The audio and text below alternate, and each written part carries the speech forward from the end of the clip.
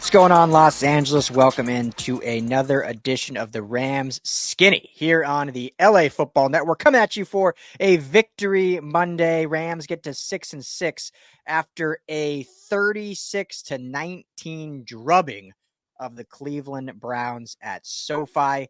Great to see this team back. They were in the 7th seed for about 3 hours until the Packers put on I wouldn't say a beatdown, but put on a pretty impressive win over the Chiefs last night. But that's a story for a different day. We're going to talk all about this game, all about this Rams team that has got this city excited again. And to talk with me about it is my main man, Ryan Skinny T. Anderson. He's our managing editor and beat writer of the Rams. What'd you put up, like 12 articles yesterday on the Rams? You were crushing it over there. But what's up, man? How we doing?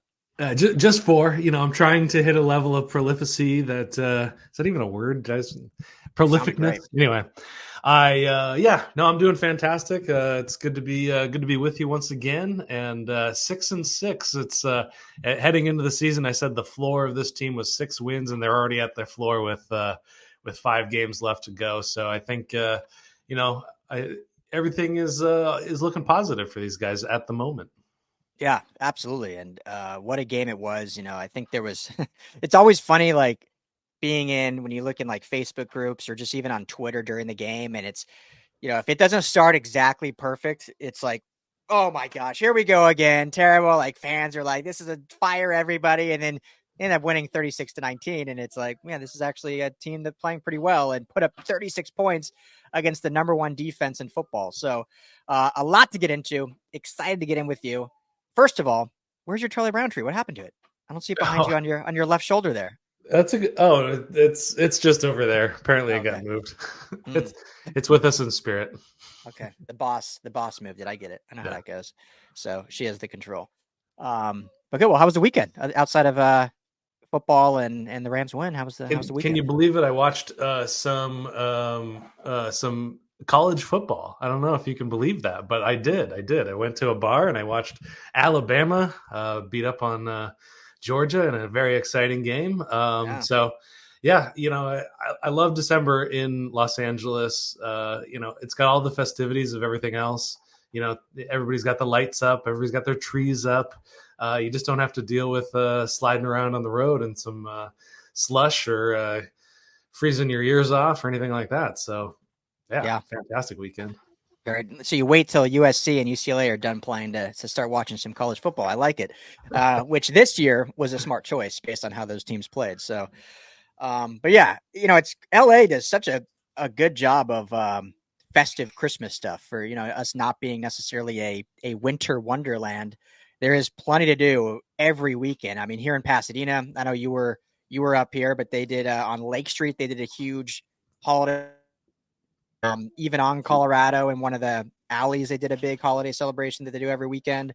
Every city, it's like has like something big every weekend. Obviously, you can go up to mountains not too far away if you want to. So we get kind of spoiled here with how much we can do, and it's fun because it's my favorite time of year. So cannot complain with that. And like you said, it's it's funny. We left the house on Saturday night to go down to this holiday festival thing, and I'm rocking like a nice like pea coat with a beanie because I'm bald now, so my hair gets cold. We got my daughter in her like Michelin Man like parka, and it's like 64 degrees in LA. But for us, that's cold. That's cold. Exactly. Yeah. But before we get to this Rams game, Underdog Fantasy, you guys should know it well if you haven't downloaded it yet and used our promo code. What are you doing?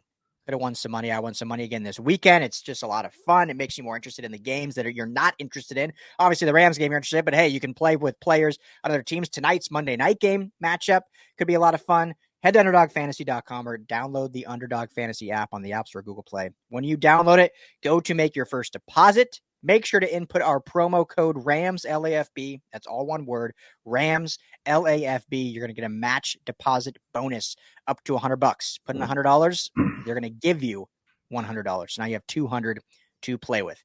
Tons of fun. Pick 2 to 5 players on different. Only one has to be different from the team. You can choose all 4 on the same team. And you're just choosing over-unders on their totals for the game. Yards, touchdowns, interceptions, sacks, whatever it may be. It's all done at Underdog Fantasy. Rams LAFB is the promo code. Telling the guys at the Rams Skinnies sent you. 36-19. Both of us had the Rams winning.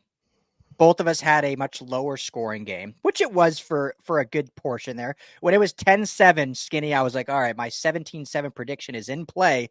And then all of a sudden the Rams exploded for offense. Let me ask you this first before we kind of get into, because a lot of good by the Rams, not a lot of bad, but there were some dries maybe that I'm sure fans were a little uneasy about with this defense. What was your thought of Joe Flacco? I thought Joe Flacco looked, you saw him play and I'm like, why did the Jets not call this guy? Some of the other teams that had quarterbacks go down, like, why was he not on the roster giving them a shot? Because he looked pretty good, at least for 3 quarters. Yeah, it was such a surprising thing to see. Last time we saw him, he was, working with the New York Jets, and I don't remember it ever looking like this.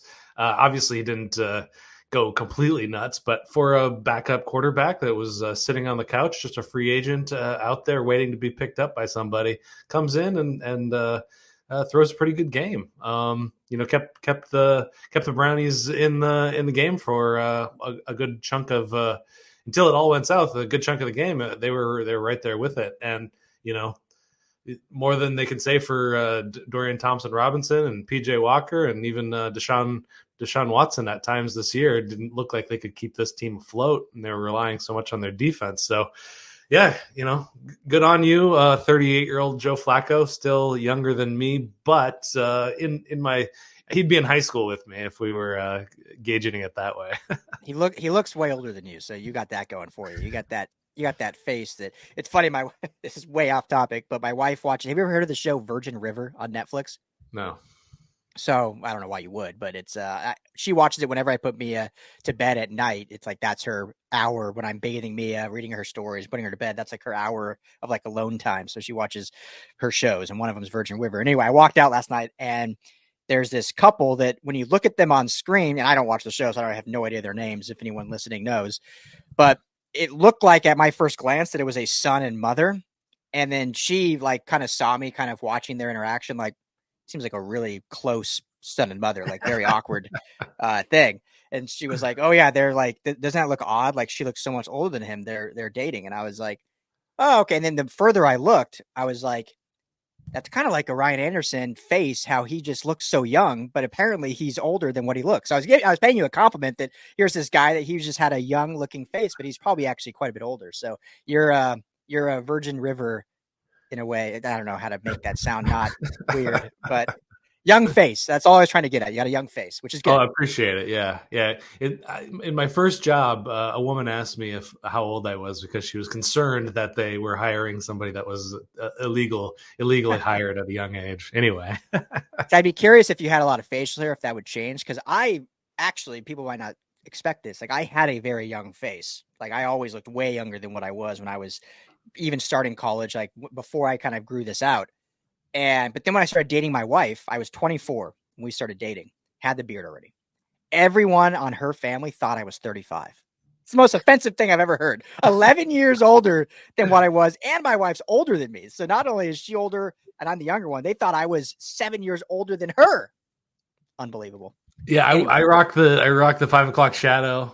That's my look, and that's what I did to like prove to people that I was actually, in fact, an adult human male, or not some middle schooler in a trench coat with another guy trying to pretend like they're a human. Got it. Well, anyway, back to Joe Flacco. I'm always curious, guys like him. Like, he probably obviously had to stay in shape in order to like pass a physical, get on this call, but we're in week 12. Going into week 13, it's hard to picture that he was just like 6 days a week, regimented in the gym, throwing drills. Like I bet he was still probably staying fit, like, jogging. But all right. But anyway, let's talk about these Rammies because great win. Like we said in the beginning of the show, back to 6-6, back in playoff contention. I know they held that 7 seed for only 3 hours, but hey, they're in it with 5 to play. They are in it, and that's the important thing. So as we always do, your overarching just thoughts of this game and this team, and most notably this was a complimentary football game. One of the most we've probably seen of this season. So just your overall big picture thoughts of this game. It's one thing to put up over 30 points against the Arizona Cardinals defense. It's a whole other thing to go up against the Cleveland Browns defense that was so vaunted, so celebrated this year. People talking in historic terms, and they go put up one of the largest point counts against this defense all season. That's just incredible, and certainly not something that we were predicting coming into it. We were thinking, under 20 points scored for this offense, but man, they just got things going, and they kept things rolling with Kyren Williams, and Puka Nacua got going again. Just big explosive plays from him, even after he got hurt, coming back and just lead blocking and running the ball and all that good stuff. And Stafford just having another really solid day of really great quarterback play. This was the kind of offense that we were expecting heading into this year, where they were scoring over 30 points, where they're able to go toe to toe with some of the best teams out there. And this is what they're doing now. You look at across the league, you look at some of the teams that have just started to hit their stride, 12, 13 weeks into the season. Denver Broncos, Green Bay Packers. It took them a while to get going, but these teams are finding their stride, and that seems to be that's what the mini trend is right now with the Rams. At least is they're able to now move the ball and score some points, and it's really refreshing to see a functioning offense. At least I think they played pretty good for all 4 quarters of it, and it took them a little while to get going. But what are your overarching thoughts? Yeah, this is what makes the NFL game so beloved, I think. Like, I love college football. I've gotten even more into college football these last couple of years, being so hands-on and close with, UCLA and USC and what the USC program's done in such a short time.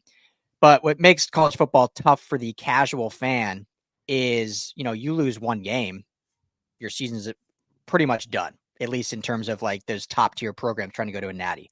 Or if you're FSU, you lose no games and your season's still done. That's what happened yesterday. NFL, you can be 3-6, and 3 weeks later, you're a playoff team again. I mean, it's just so much parity.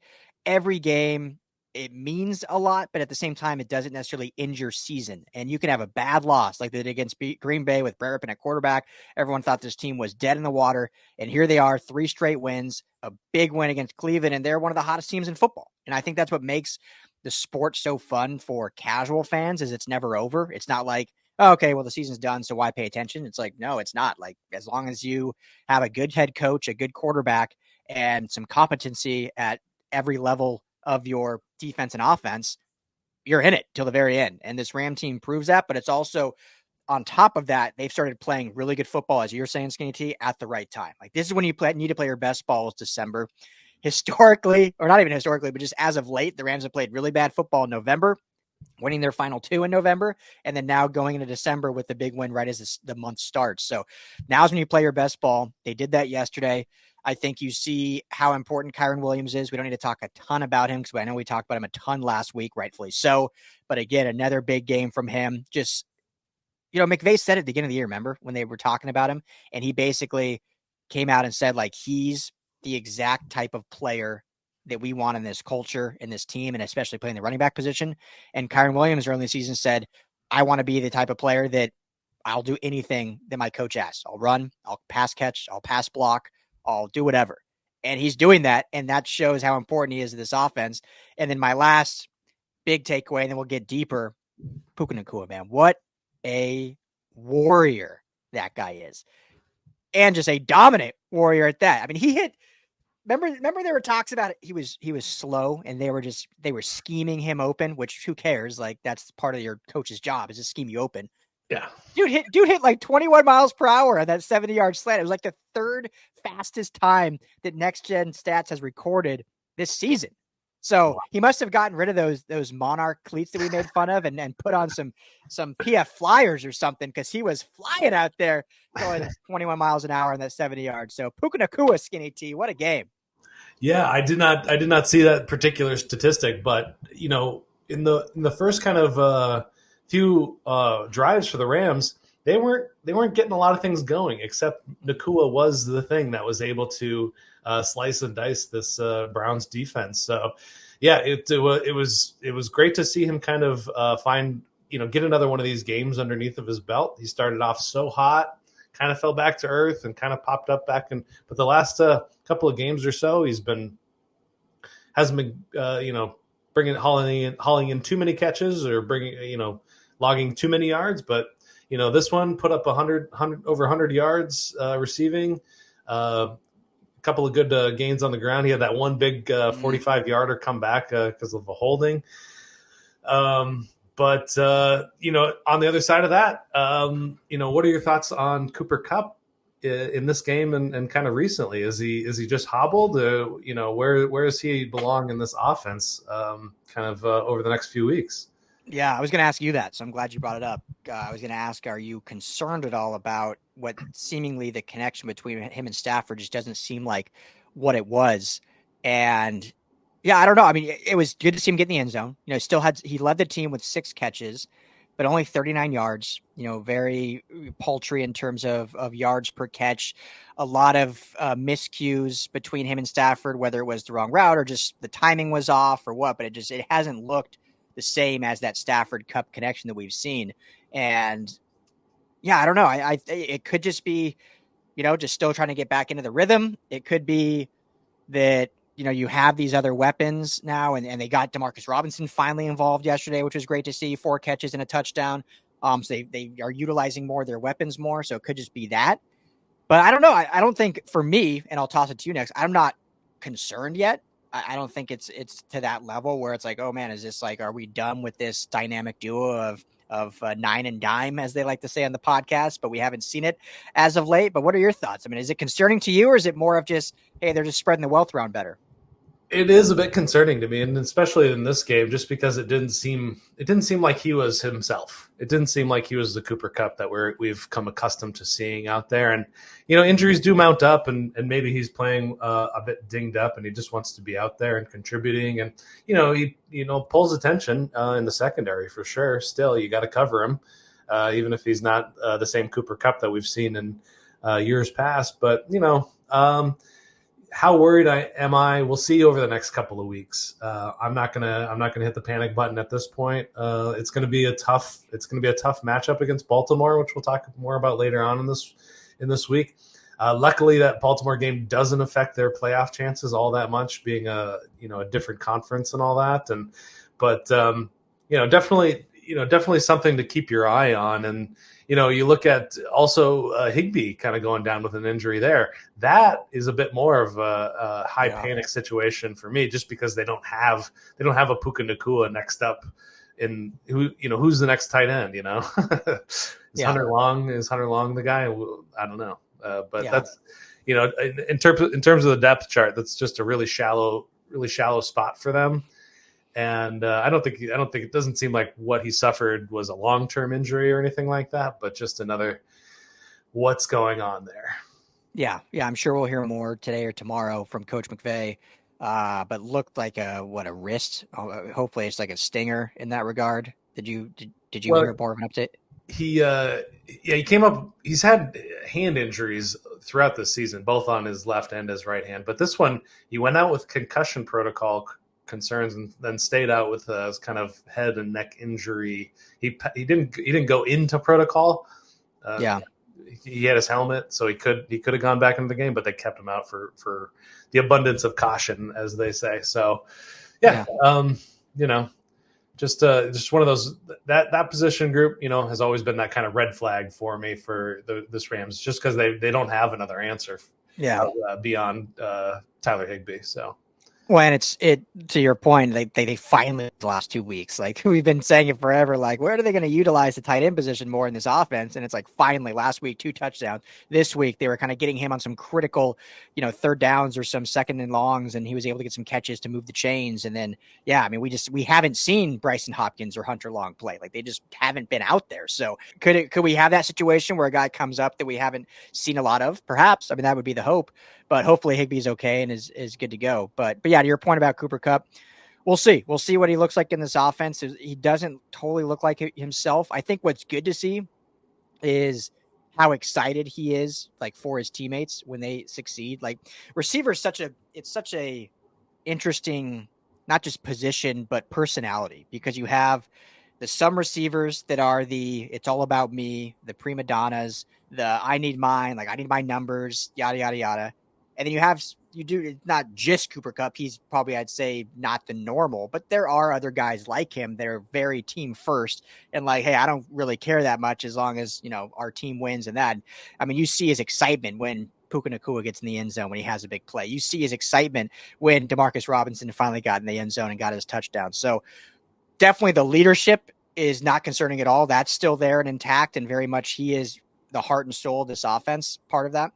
But yeah, the connection between him and Stafford just doesn't seem there. So we'll see, what happens down the stretch. Because when push comes to shove, as great as Nakua's been, as exciting as it is seeing Robinson involved, as good as it is seeing Tutu Atwell be utilized more, at least in scripted stuff. I know he only finished with one catch, but he had that deep ball that drew the PI, which, interesting enough, I don't know if you notice on the stat sheet now, it says Chatarius Atwell. I don't know if doesn't want to be called Tutu anymore. I don't know, but now it says Chatarius on the stat sheet.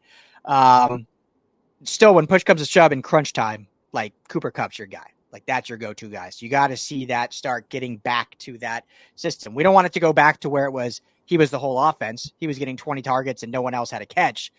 This spreading the ball around is much better long-term, but you still want to have that dynamic connection when those moments like in the Super Bowl happens, when those moments like against the Niners happen, when it's the final drive and you got to have it. It's got to be Kupp getting it done.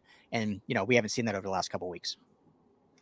Yeah. And, I want to see those two guys, Puka and Cooper, just going tag team, on defenses, just pushing the ball down the field. Those, like, the two dynamic receivers in the same offense. I would love to see the McVay just kind of scheming that and what that looks like.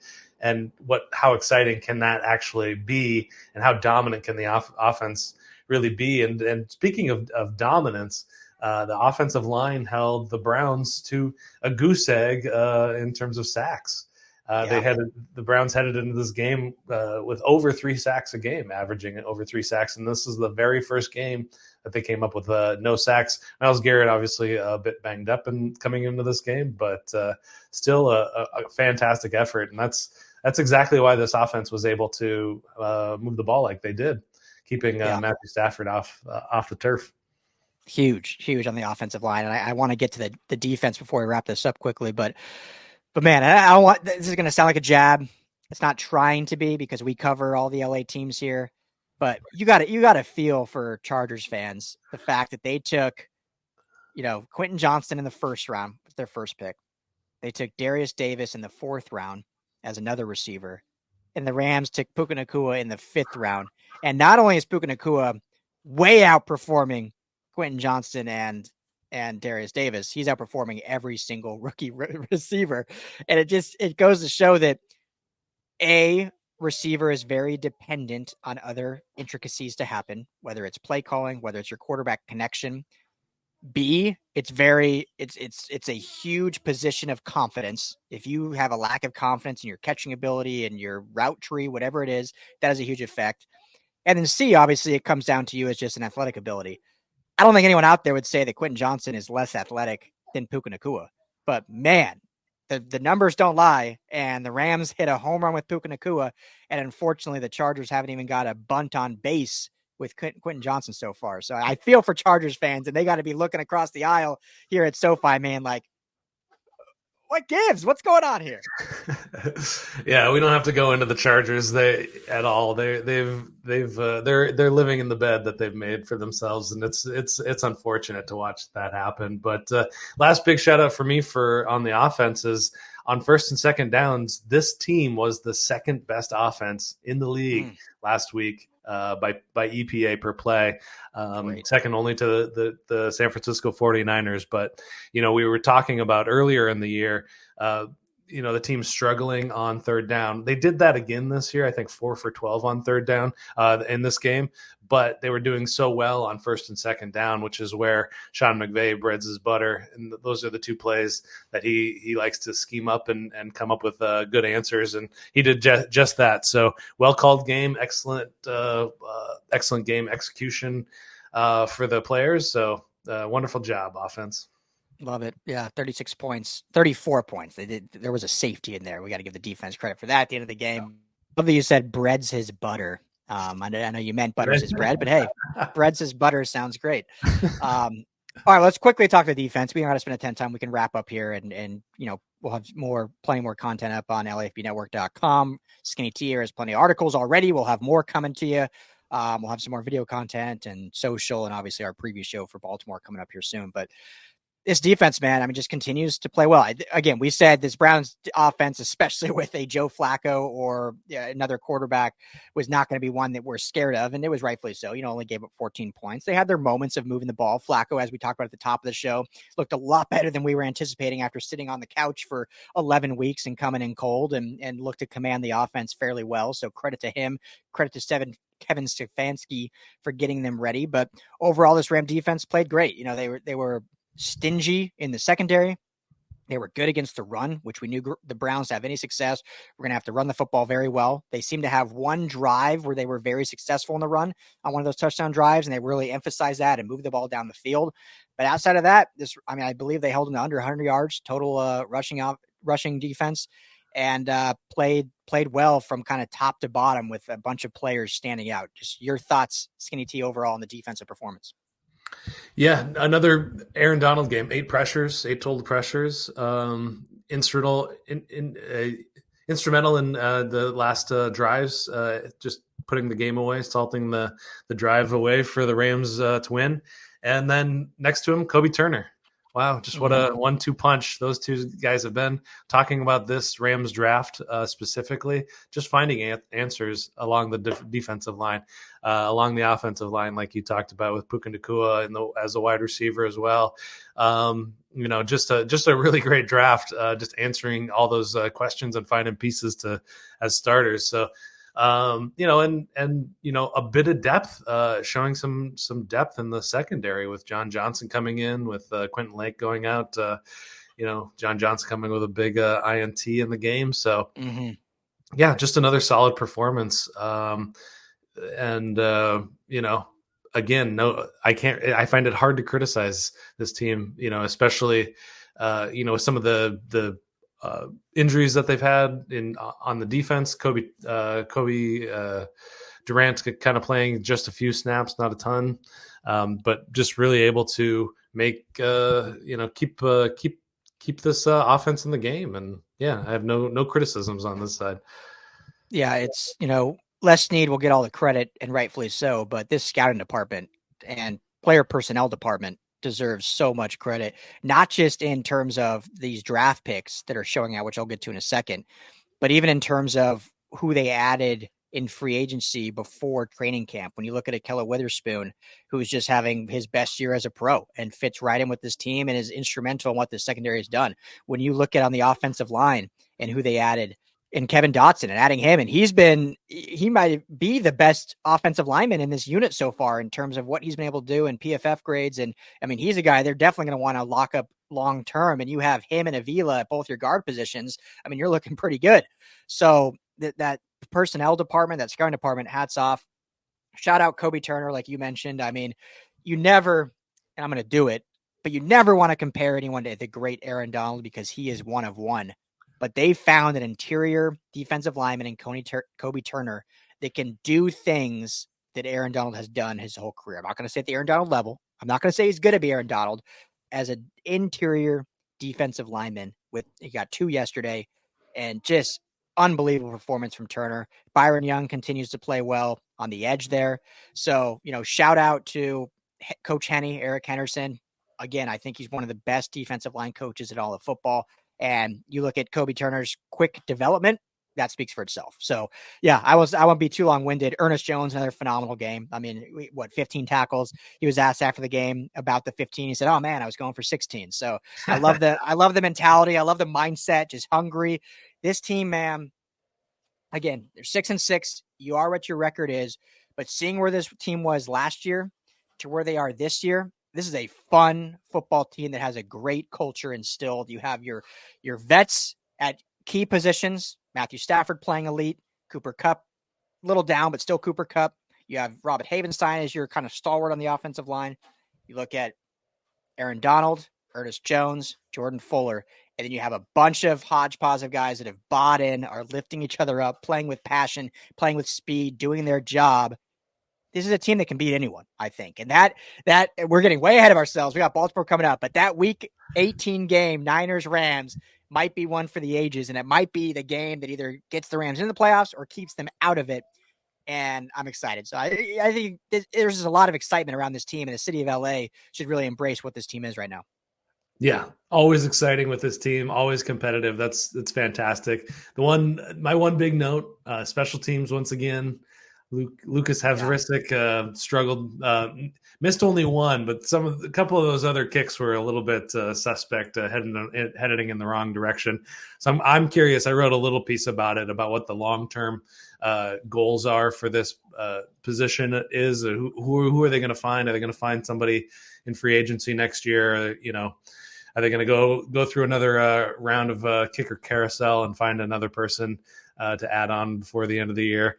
But I want to see this. I want to see the Rams taking kickers seriously for the first time since Greg Zuerlein was the answer back then. But they still won the game, so those 3 points weren't consequential this time around.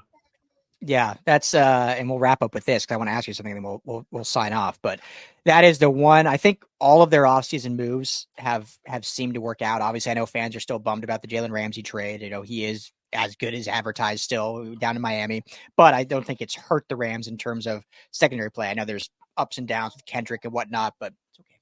But overall, I think they're okay, and shedding that cap made sense. But kicker is the one position where, man, you would have liked to have seen them pay a little bit more and kept Matt Gay around, because having another phenomenal year with Indianapolis, what he had done here, had built that solitude, had built that that confidence, and they just haven't had that yet again. So my question to ask you to end with this, obviously long term, they're going to be doing some of this offseason in terms of that room. But if this team goes on a run, and we're going to have ourselves, but if they're going into the playoffs and Haverisik has continued to have some struggles, let's say he's got a little better, but still missing here and there, do you think they go into the playoffs with him, or will they kind of have another kicking tryout with any free agents out there?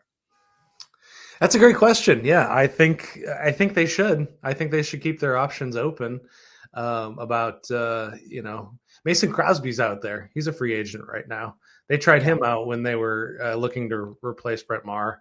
Maybe having a more veteran guy is the answer at that position. A guy that's been in big game situations, been in the playoffs, won games with his legs. So, I think they should keep their options open. This is the third. They're on their third kicker already. Why not a fourth? Maybe the fourth is this is the option. But they went into preseason games with Tanner Brown, and then got Brett Maher right before the season started. And, I didn't think that was going to work out. And I've always been suspect about a guy like Haverisik, who just doesn't have a resume whatsoever. Yeah. So, I would say keep your options open, keep trying guys out, because you can find kickers anywhere. Justin Tucker was an undrafted free agent. Yeah. Greg Zuerlein was a 6th round draft pick. That's the weird thing about drafting kickers or getting kickers, is you can find them. You just got to find the right guy. And I just don't, he's missed three field goals and an extra point so far. Haverisik. And, that's 10 points in 5 games. That's 2 points. In close games and playoff games, that can be the deciding factor. And I would hate to see that the Rams season end in the wild card round on a botched kick. That would crush everything that they did in this season. It wouldn't actually, but that's just a way to go out that you don't want to see. 100%. Isn't Robbie Gould out there too? Yeah. Available right now? Robbie Gould doesn't have the leg he used to have. You're not making probably any from 50, but at least, inside 40, he's going to be pretty. He has the resume and the confidence, and he's been there. So anyway, we'll have plenty more kicker talk coming up throughout these next weeks, and see if that's an issue or not, or if Haverisik can kind of get it dialed in. But that's all the time we got here on the Skinny Tea. Thank you all for getting out with us. Make sure to head to the Rams Skinny on podcast platforms. Like and subscribe. Go to LAFBnetwork.com for all of our Rams Skinny episodes or all of our Los Angeles Rams content. And obviously, if you're on YouTube, Rams LAFB, make sure to hit that like and subscribe button. Hit the bell so you get notifications whenever we publish or go live. For Ryan Skinny T. Anderson, I'm Ryan Dyrud. Everyone, thank you so much for hanging out with us. Have a blessed week. We'll be back in a couple days to preview this big game against Baltimore. Be well.